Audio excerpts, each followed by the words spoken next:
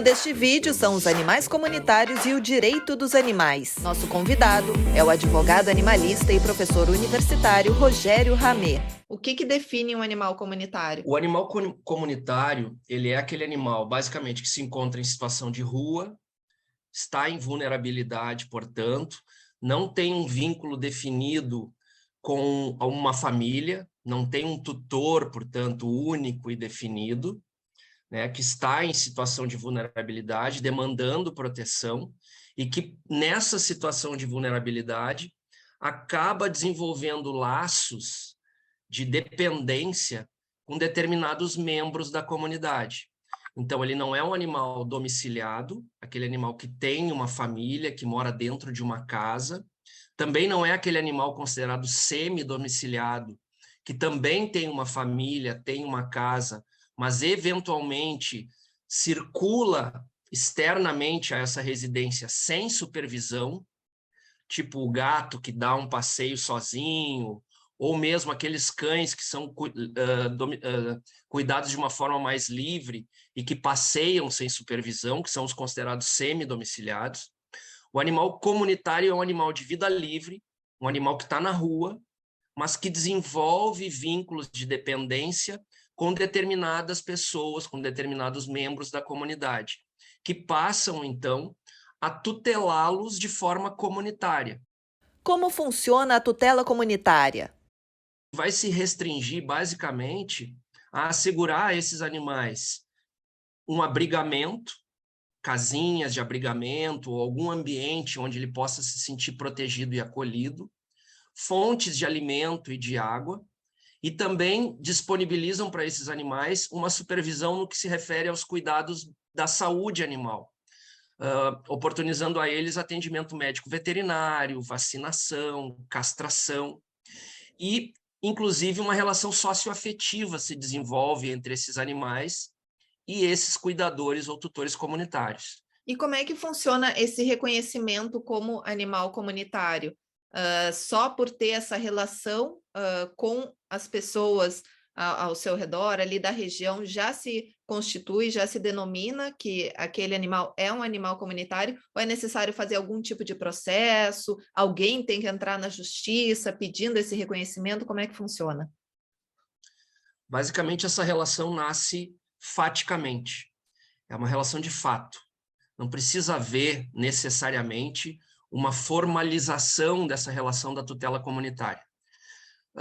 Eu vou dar um exemplo básico aqui. Uma colônia de gatos que passa a frequentar uma garagem de um condomínio e que alguns moradores desse condomínio começam a colocar ali fontes de alimento e água e, às vezes, por vezes, capturam alguns deles para atendimento médico veterinário e depois libertam eles naquele mesmo ambiente. Essa é uma relação de tutela comunitária, fática, não formalizada. A tutela comunitária existe na prática, é uma situação fática. É um direito dos animais em vulnerabilidade receber essas fontes de abrigamento, água, alimento, e de manter essa relação quando esses animais passam a desenvolver vínculos de dependência com relação àqueles tutores comunitários. Então, não é o fato de não haver um cadastramento ou uma política pré-desenvolvida pelo município que, por si só, pode obstaculizar essa relação. A relação nasce do fato e a política pública pode se desenvolver a partir daí e começar a exigir determinadas situações, até a título de possibilitar o desenvolvimento de políticas de assistencialismo mais efetivas. Como é que funciona isso, por exemplo, num condomínio que tem 10 apartamentos? 7 moradores alimentam um gatinho, um cachorrinho ali das redondezas, mas tem 3 que não gostam, que não querem. Como é que funciona isso aí na justiça? E daí esses 3 querem tirar o bichinho, os outros não querem adotar ali como animal comunitário? Como é que funciona? Os principais problemas, eles acabam ocorrendo nessas situações que tu mencionou, dentro de um condomínio, porque dentro de condomínios a gente tem também toda uma legislação do direito condominial que vai, de algum modo, estabelecer que o direito de um condômino pode ser exercido plenamente, até mesmo nas áreas de uso comum, desde que aquele direito dele não extrapole, não avance ou não cause prejuízos para direitos do outro condômino. Mas aqui a gente tem uma relação de direito animal também. Os animais, hoje em dia, importam por si só, têm direitos fundamentais, básicos, a sua integridade física e psicológica, e aí surgem os conflitos. O que dizer sobre o direito dos animais? Vamos partir do pressuposto que o animal que está em vulnerabilidade, que está em abandono, ele está numa situação de crueldade. A Constituição tutela os direitos desse animal contra a crueldade. Então, é um direito do animal ser alimentado, e é um direito nosso, humano também, no que se refere à dimensão ecológica da dignidade humana, nos envolvermos com o problema de um animal que está em vulnerabilidade. Então, via de regra, o judiciário tem decidido que colocar fonte de alimento e água é um direito básico que não pode ser obstaculizado por qualquer outro conflito ou interesse, mesmo dentro de um condomínio. Claro que a razoabilidade dentro de um condomínio tem que prevalecer. Talvez tenha que chegar a consensos de acondicionamento, formas de colocação, local apropriado para colocar aquela fonte de alimento, para que aquilo também não se torne um problema que atraia vetores, que atraia problemas de saúde para nós humanos, né? Mas, via de regra, os conflitos eles não se dão em razão de situações concretas de risco à saúde humana. Se dão, sim, por uma discordância, por uma implicância com relação à colocação de fontes de água e de alimento para determinados animais, seja na área interna do condomínio ou mesmo na área externa. Via de regra, a justiça tem dado preferência e prevalência ao direito do animal que está em abandono em continuar recebendo fontes de alimento e água, porque isso é um direito básico para minimizar o sofrimento daqueles animais. Mas cada caso é um caso. A maioria dos conflitos também se dão por um pouco de falta de bom senso, de pessoas que simplesmente não gostam de animais e não querem animais convivendo por perto. E aí a situação, esse direito, ele é flexibilizado, ele, na ponderação com o direito animal ou com o direito dos próprios tutores em dar um tratamento digno para esses animais, dos tutores comunitários, de dar esse tratamento digno, isso tem prevalecido nas decisões hoje, né? Porque, do contrário, a gente estaria mantendo animais em crueldade, dando simplesmente prevalência a uma preferência humana de não conviver com animais próximos de si, né? Então, me parece que é um pouco por aí, um juízo de razoabilidade, desde que também aqueles tutores comunitários consigam dialogar e chegar a encontrar formas de manter essa proteção sem que isso se torne um problema para a própria saúde humana.